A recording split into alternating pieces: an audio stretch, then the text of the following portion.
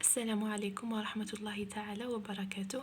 مرحبا بكم في قناة أستاذة العلوم الطبيعية والحياة الأستاذة ليندا.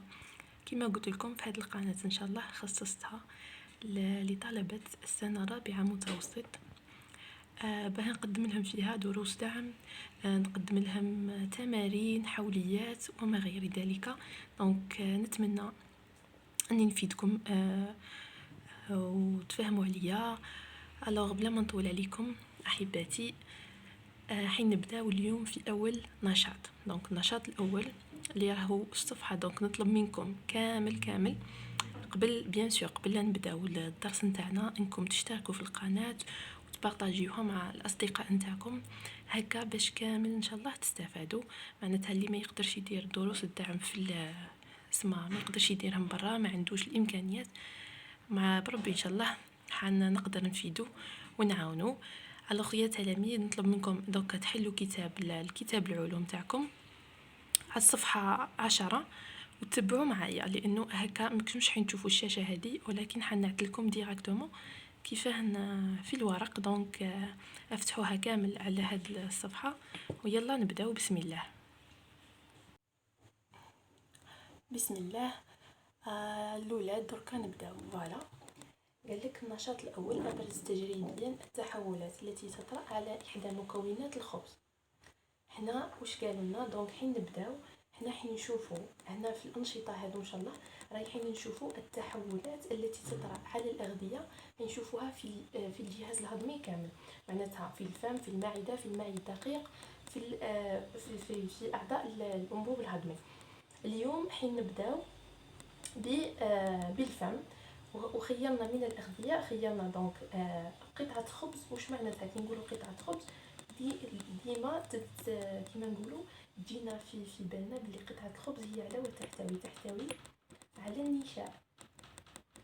واش معناتها؟ معناتها الغذاء ولا العنصر الأساسي في قطعة خبز هو النشاء. معناتها مرة أخرى تكون في تمارين يقولوا لكم قطعة خبز، قادر يقول لكم قطعة خبز، يقولوا لكم باغ اكزومبل عجائن، يقولوا لكم مش شرط انه يقول لك العنصر واش كاين، مش شرط يقول لك النشاء، مي نتايا لازمك توجور تعرف باللي النشاء نلقاوه في قطعة الخبز، نلقاوه في الخبز، نلقاوه في العجائن، نلقاوه دونك في المعجنات بصفة عامة. معناتها مش ديما راح يقول لك النشاء، قادر النشاء يعوضه لك بقطعة خبز كما قلنا في هذا النشاط. واش قالوا لنا؟ قالوا لنا عندنا قطعة خبز، قال لك امضغها، معناتها بعد المضغ نتاعها ثم واش تشوف واش تلاحظ في بنية الكتلة. اول حاجة عندي بنية الكتلة، معناتها قطعة الخبز هذيك يحطينها في الفم تاعك ومضغتها، واش ولات بنية الكتلة تاعها؟ معناتها القطعة الخبز هاك فيه كانت هكا، كانت معناتها قطعة نورمال، تاع كيما نقولوا حنا تاع الخبز نورمال، دخلته في فمك وبديت تمضغ فيه. البنية تاعها واش حاجة باينة؟ واش راح يكون تغير في شكل القطعة والكتلة تاعها. دونك بنية الكتلة معناتها الوزن، هذه هي الكتلة معناتها الوزن تاعها. واش راح يكون الوزن؟ حتتغير لي تغير في الكتلة، معناتها تغير في الوزن والكتلة أو الكتلة. واش راح يدير؟ حتقل الكتلة، تقل شيئا فشيئا. يا اخي الكتله حتنقص باسكو حين بالفم تاعنا بالاسنان حين نضغوها حين نقطعوها حاجه باينه هتعودنا باغ اكزومبل هكا قطع. دونك كانت لنا قطعه خبز كبيره هتعودنا قطع هكذا، دونك الشكل نتاعها تغير، الكتله نتاعها قلت دونك صغرت. فوالا. بالنسبه للمذاق قال لك المذاق لقاو ولا لاحظوا التجربه هذه تقدروا تعملوها نتوما في المنازل تاعكم. دونك المذاق لقاوه بلي ولا حلو، ماشي حنقولوا حلو ولكن تلقاو حين تلتمسوا شويه المذاق هذاك الحلو. المذاق الحلو لماذا؟ دونك لماذا المذاق الحلو؟ حنا نعرفوا بلي النشاء هو معناتها ما عندوش مذاق حلو. دونك ما عندوش مذاق حلو لماذا؟ لان النشاء سكر معقد. ما معنى سكر معقد؟ السكر المعقد هو النشاء. قبل ما نروحوا لهاد الحكايه المذاق ولا نحب نعرفكم واش هو النشاء. دونك النشاء ولا علميا ولا في العلوم الطبيعيه النشاء واش هو؟ النشاء ها هي البنيه تاعو. باغ اكزومبل مش شرط هكا، ولكن النشاء هكذا الشكل نتاعو راكم تشوفوا له هكذا يتكون دونك من وحدات بسيطه. هذه نسميوها وحده بسيطه. واش معناتها وحده بسيطه او سكر بسيط؟ دونك النشاء يتكون من مجموعه، دونك النشاء او السكر المعقد هو مجموعه وحدات البسيطه، يتكون لي من الوحدات البسيطه اللي هي السكر بسيط اللي هو شكون عندنا الجلوكوز. دونك هذه الوحده كل وحده من هادو نسميوها جلوكوز. دونك اصغر وحده في السكريات ولا نسميوها الجلوكوز. الجلوكوز هو اصغر وحده، معناتها وحدات بسيطه من مجموع الوحدات من الجلوكوز ولا من السكر البسيط راح يشكل لي هذه النشاء. دونك هذا الطعم تاعو حلو، دونك سكر الجلوكوز حلو المذاق تاعو، ولكن النشاء المذاق تاعو ليس حلو، معناتها كي نجمعوا هاد مع بعضها مش حلو. كي نهزوا جزيئتين منه من هذا راح يمد لي سكر الشعير، معناتها جزيئه من هذه وجزيئه من هذه راح تعطيني سكر شعير. وهذا السكر الشعير هو سكر المالتوز، دوك نشوفوه في النشاط الجاي. دونك سكر المالتوز المذاق نتاعو حلو، الجلوكوز مذاقه حلو، ولكن النشاء كامل كي نهزو هادو كامل مع بعضها اكيد المذاق تاعو ماهوش حلو. كامل جربناها. الوغ قالك لماذا هذاك الطعم الحلو؟ دونك هنا نبداو نشوفوا. قالك اسمها لقاو بلي المذاق نتاعها حلو، معناتها هنايا واش يبادر في الاذهان تاعنا؟ نقولوا بلي النشاء بالك، معناتها فرضيا النشاء قادر يكون تفكك. هذا النشاء وين يتفكك؟ دونك قادر يكون تفكك لي الى سكر بسيط اللي هو الجلوكوز، وقادر يكون تفكك لي الى سكر ثنائي اللي هو سكر الشعير تاعنا. دونك حنا ما على بالناش هذا النشاء على مستوى الفم الى واش نتفكك. لماذا؟ لانه كل من السكر البسيط والسكر الثنائي عندهم الطعم الحلو. دونك حنا ما نقدروش نحددوا في هذه المرحله هذه، ما نقدروش نحددوا اسك تحول لي الى سكر بسيط اللي هو الجلوكوز ولا الى سكر الثنائي اللي هو سكر الشعير. فوالا دركا حنديروا تجربه. دونك حين نختبروا الفرضيه تاعنا باه نشوفوا هاد صح الفرضيه اللي حطيناها انه النشاء. دونك الفرضيه تاعنا واش تقول؟ حطينا فرضيه قلنا باللي النشاء تحول الى سكر. هذه هي لان السكر دونك طبيعه السكر هو دونك الطعم تاعو حلو. باه نتاكدوا من هذه الفرضيه لازمنا نديروا دائما التجربه. دونك التجربه اللي نتاكد من صحه الفرضيه. التجربه سهله خلاص. التجربه واش درنا فيها؟ جبنا فيها محلول، دونك فيه لينك. ديما في العلوم الطبيعيه والحياه يقولوا لك ديروا لنا تجربه شاهده. التجربه الشاهده هذه حتساعدنا دائما انه نعرفوا بعض الاحيان التجربه الشاهده تساعدنا في التحليل وفي استخلاص النتائج. الوغ التجربه الشاهده جبنا غير محلول فيه لينك كما راكم تشوفوا في الوثيقه التمثيل التخطيطي لنتائج التجربه. تشوفوا معايا في الكتاب. دونك التجربه الشاهده حطينا فيها غير هذاك محلول فيه لينك. دونك محلول فيه لينك احبتي هو كاشف. دونك كاشف عن السكريات. دونك يكشف لي على السكريات نتاعنا، دونك سواء جلوكوز ولا مالتوز. دونك سواء هادوك الزوج اللي قلنا لك سواء سكر بسيط ولا سكر ثنائي. دونك هذا ثنائي كما قلت لكم قبيله وهذا بسيط. كاشف عن السكريات. محلول فيه لينك لونه ازرق. الاولاد هاد المحاليل والالوان تاعهم قبل التجربه وبعد التجربه لازم تتحفظ، لانه كل ما تحفظوش المحلول باغ اكزومبل ما تحفظوش اللون تاعو من بعد كي ديروا التجربه ما تكونش حين تعرفوا اذا تبدل معناتها او كشفنا على هذاك السكر ولا. دونك لازمكم تعرفوا دائما الالوان تاعهم قبل وبعد. دونك لونه ازرق قبل. اذا حطينا له السكر وهي راهي في التجربه الثانيه اللي هي التجربه جبنا له المحلول فيه لينك اللي هو لونه ازرق، حطينا له قطعه خبز. قطعه خبز هنا الاولاد ماهيش ممضوغه، معناتها قطعه خبز عاديه، معناتها جبنا قطعه خبز حطيناها ماهي ممضوغه. واش معناتها عاديه؟ معناتها ماهيش كي نقولوا عاديه معناتها ماهيش ممضوغه، معناتها ماهيش مبلله باللعاب، دونك لا تحتوي اصلا على اللعاب. هذا هو الاهم، انها لا تحتوي على اللعاب، داكوغ، لان اللعاب هو اللي فيه هذوك من بعد نشوفوا اللعاب هذا واش فيه. على قطعه الخبز معناتها لا تحتوي على اللعاب وماهيش ممضوغه. واش لقينا؟ نتائج التجربه با، شوفوا معايا في الكتاب. لقينا بعد التسخين لقينا باللي قطعه الخبز هنا انا ما حطوناش قطعه خبز دونك الممضوغه او بيان الغير ممضوغه العاديه، دونك بقي اللون ازرق نورمال. راح نلقاو انه اللون ما تبدلش. لماذا؟ لاش درنا له تسخين. دونك المحلول فيه لينك الاولاد نذكركم باللي دائما نديروا له التسخين.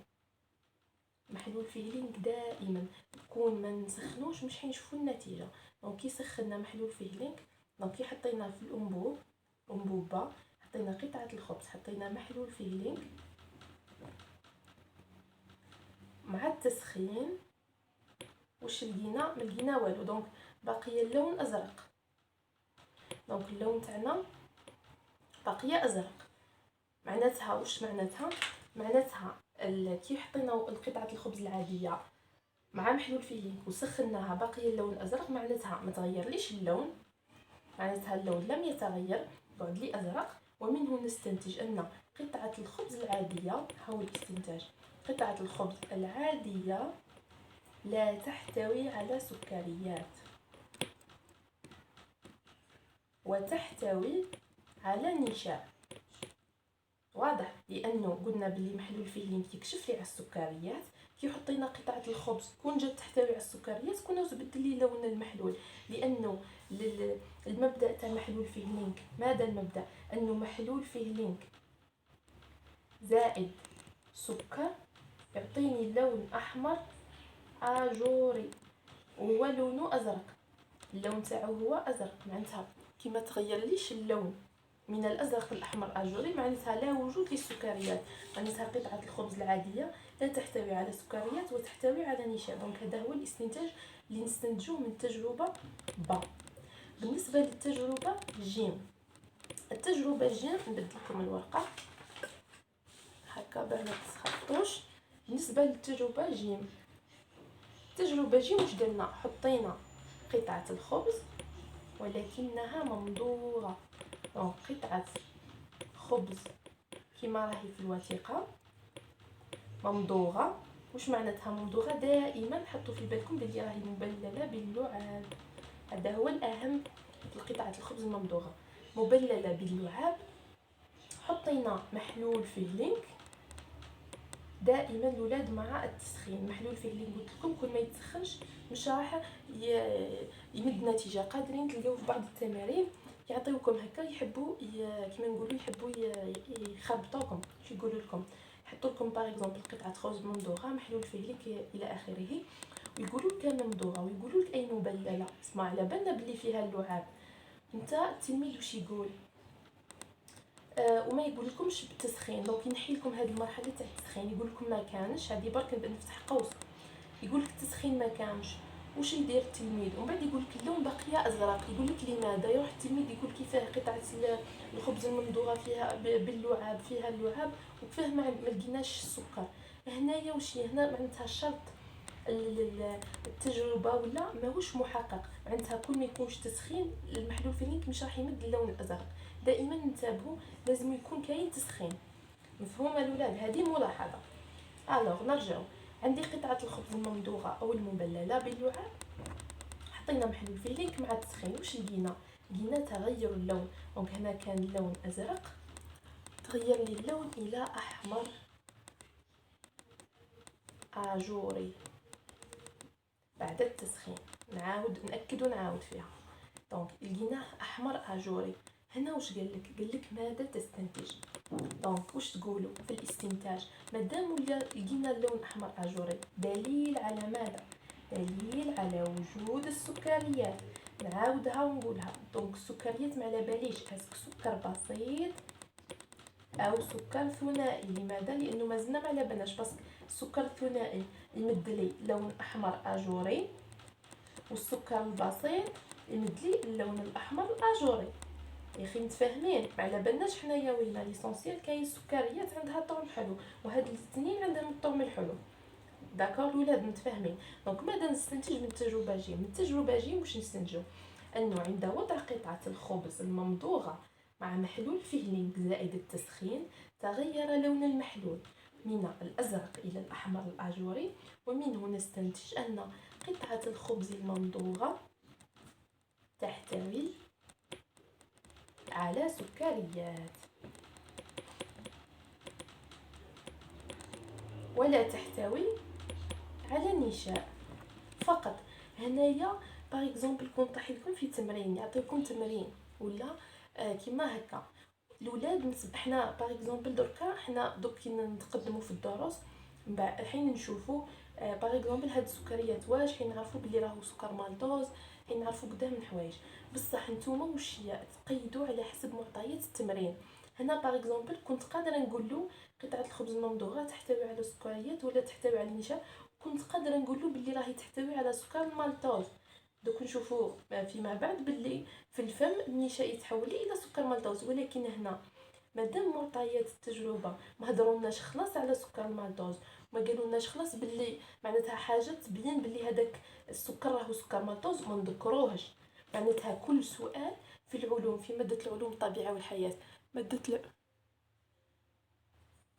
العلوم الطبيعيه والحياه اي ماهيش صعيبه ولا باه نقول لكم، ولكن كما نقولوا كاين طريقه نموذجيه كيفاه تحل. عندك سؤال تقيد بالسؤال نتاعك، ما هضرناش خلاص هنا على السكريات، ما هضرناش باغ اكزومبل على الانزيمات، ما نهضروهمش. فهمتوني؟ دوك في التمارين حين تفهموا القصد تاعي انه كل سؤال الجواب كما نقولوا الجواب تاعو هذاك هو. ما تقوليش باغ اكزومبل هنا السكريات تقولي يتحول لي الى سكر مالتوز، ما هضرليش هنا في التجربه على سكر مالتوز. امشيو خطوه بخطوه مع التمرين. ليش تاكلوا على بالكم كلش؟ كون هنا باغ اكزومبل التمرين يقول لك هكا من بعد يقول لك ماذا تستنتج، كنت بداي تقولي له نستنتج قطعه الخبز تحتوي على سكريات اللي هو سكر المالتوز والذي يتفكك بواسطه الانزيم الاميلاز والى غير ذلك. ولكن هو راح تلقيه في الاسئله فيما بعد راح يتحدث لك على الانزيم وراح يقول لك هو وحده شكون هذاك الانزيم. دونك ما كاين تكتبوا كل شيء في باغ اكزومبل في الجواب الاول، ولا ديما اقراو التمرين كامل، لانه كل سؤال عنده الجواب المطلوب تاعو. لاش راك تعرف كلش ما تحطش كلش في السؤال الاول. دونك نتمنى انكم تفهموا هذه الملاحظه لانها ملاحظه مهمه، والولاد بزاف فاهمين وعلى بالهم ولكن ما يعرفوش يحلوا. التمارين ان شاء الله رايحه نعطي لكم الطريقه النموذجيه كيف راح تحلوا، وحين تلاقاو بهاد المشاكل اللي راني نحكي لكم عليهم ونحاولوا نحلوهم. الو خلصنا التجربه هذه. دونك استنتجنا من التجربه دونك واش قلنا باللي النشاء ولا قطعه الخبز الممضوغه تحتوي على سكريات ولا تحتوي على نشاء. دونك هذا هو الاستنتاج من التجربه جيم. هنايا في الوثيقه هما هم عطاونا فوالا في الوثيقه 2 قال لك تمثيل تخطيطي لجزيئه النشاء. واش قالوا لنا؟ قالوا لنا لقاو هما وحدهم هضروا لنا اللي قطعه النشاء عفوا هكا دائما نبدلكم باه ما تتخربطوش. دونك واش قالوا لنا؟ قالوا لنا بلي هما مثلوا لنا قطعه النشاء، مدوها لنا، جابوا لنا سكر. الولاد ديما السكر البسيط راهو سداسي، دونك ماشي ترسموا برك ولكن رسموه سداسي، معناتها عنده 6 كربونات. هاي 1 2 3 4 5 6. دونك هذا او ماهوش برك تمثيل ولكن تمثيل علمي. هذا تسميوها سكر بسيط ولا الجلوكوز كما قلت لكم، او نسميوه سكر بسيط. وهذا 2 من الجلوكوز راح يعطيني مالتوز. ها هو اللي هنا هضرنا وحده قالنا باللي النشاء يتكون من جلوكوز من جزيئتين ولا من وحدات بسيطه اللي هي الجلوكوز، وزوج من الجلوكوز يعطيني مالتوز. دونك واش قال لك؟ مثلنا بزاف. دونك عندنا بزاف، كي نقولوا بزاف مش وحده مش زوج مش ثلاثه مش اربعه، ابخي كتب لنا 1050. دونك 1050 وحده ولا اكثر، ما على بالنا شي سونسيال هذا بكل النشاء. دونك قال لنا باللي النشاء ها هو التمثيل نتاعو. دونك مره اخرى قادر يكون يقول لكم في التمارين اعطيني التمثيل التخطيطي لجزيئه النشاء. شوفوا قادر يقول لك اعطيني التمثيل التخطيطي لجزيئه النشاء وسكر وجزيئه المالتوز، تعطيهم هذه كما راهي في الوثيقه. قادر يقول لكم اعطيوني باغ اكزومبل النشاء حتى الجلوكوز، واش حين تزيدوا شتو هذه حين تزيدوا ترسموا واحده. دونك ديما تقيدوا بمعطيات التمرين. قالوا لنا نشاء مالتوز نرسموا زوج، قالوا لنا من نشاء الجلوكوز نزيدوا من المالتوز نهبطوا سهم ونكتبوا هنايا جلوكوز ونرسموا واحده من الجلوكوز. دونك دائما نتقيدوا بمعطيات التمرين. واش قالوا لنا لقاو باللي محلول فيه لينك كما قلت لكم من قبل انه يمد لنا محلول فيه لينك يمد لنا دونك نتيجه ايجابيه. كندير لكم بلوس معناتها نتيجه ايجابيه مع المالتوز الجلوكوز والمالتوز. هنايا وصلنا الوقت وين نقولوا النشاء على ماذا يحتوي، ولا التحليل ولا هضم النشاء في الفم على ماذا يحتوي. لان هما اللي قالوا لنا واش قالوا لنا باللي المضغ المطول للنشاء في الفم لقاو باللي راهو مالتوز وليس جلوكوز. واش معناتها النشاء كي تهضم لنا في الفم تاعنا ماناش حين نوصلوا للمرحله تاع انه يزيد يمد لي جلوكوز، لا النشاء راح يمد لي ديريكتومون مالتوز. مفهوم؟ معناتها النشاء في الفم واش نستنتجوا من هذا النشاط انه النشاء في الفم يتحول الى مالتوز فقط. في النشاط هذا ما نهضروش على الانزيمات، مازلنا ما شفناش الانزيمات اللي تخليه يتحول الى غير ذلك. دونك النشاط هذا واش نستنتجوا النشاء في الفم دونك يتحول ويتفكك الى سكريات ثنائيه. دونك نكتبها لكم النشاء دونك الاستنتاج النشاء في الفم يتحول ويتفكك. هذه كلمة يتفكك راهي كما نقولوا كلمة مفتاحية. يتحول ويتفكك إلى سكريات ثنائية،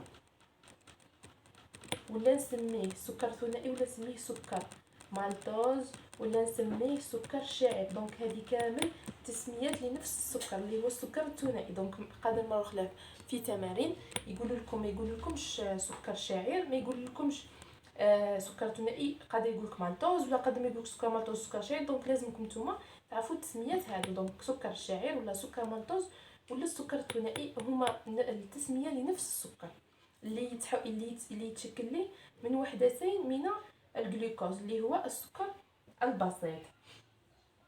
فوالا هنايا الاولاد كما قلت لكم ما تذكروا والو، ما نذكروا ني انزيم، ما نذكروا لانه في الانشطه الجايه ان شاء الله رايحين نعرفوا الانزيمات، حين نعرفوا بدا من حاجه.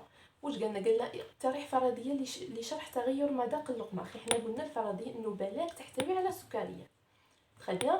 قال لك تحقق من مدى صحة الفرضية بتفسير نتائج التجربة. نقول لهم نعم الفرضية تاعنا انها تحتوي على سكريات كانت صحيحة.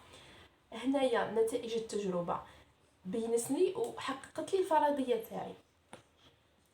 دونك قال لك اعتمادا على النتائج التجريبية المتحصل عليها وعلى معطيات السند ج استخلص طبيعة التحول الذي طرأ على النشاء في الفم.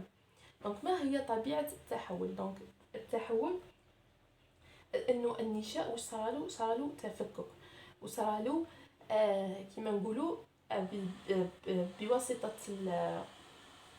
بواسطه هذاك الانزيم اللعابين الى غير ذلك. من بعد ما نشوفوه صارت له عمليه تفكيك وتفكلنا الى سكر النشاء. لماذا قال لك على معطيات السند ج؟ لان كما نروحوا نطلعوا للسند ج في السند ج هضر لنا واش قالنا علاه ركزنا على معطيات السند ج لان قلنا قطعه الخبز ممضوغه. واش معناتها قطعه الخبز ممضوغه معناتها قلت لكم دائما مبلله. واش معناتها مبلله؟ معناتها صارت تحتوي على، بعد نشوفوها، انزيمات. معناتها اللعاب مبلله باللعاب، اللعاب يحتوي لنا على انزيمات. دونك وهذا نسميوه هضم كيميائي. دونك هضم كيميائي. من بعد نشوفوا هذه طبيعه التحول. دونك طبيعه التحول هو الطراء على النشاء في الفم. دونك هضم كيميائي بواسطه الانزيمات، ولا ما نقولوش انزيمات في المرحله هذه، هضم كيميائي بواسطه اللعاب. وعندنا هضم فيزيائي. هضم فيزيائي اللي هو راح يكون لي دونك طبيعه الحال بالاسنان. دونك واش يديروا للاسنان؟ تقطيع الخبز. دونك تقطيع الخبز بالاسنان والتبليل نتاعو باللعاب نسمي. دونك هذا هضم كيميائي وهذا هضم فيزيائي.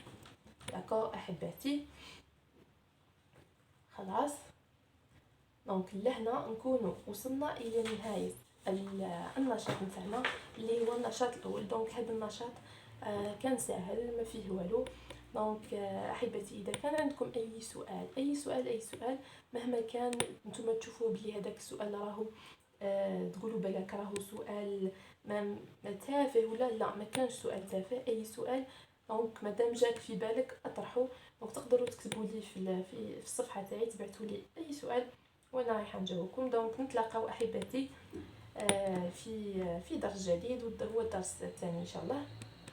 الى اللقاء وموفقين ان شاء الله. مع السلامه.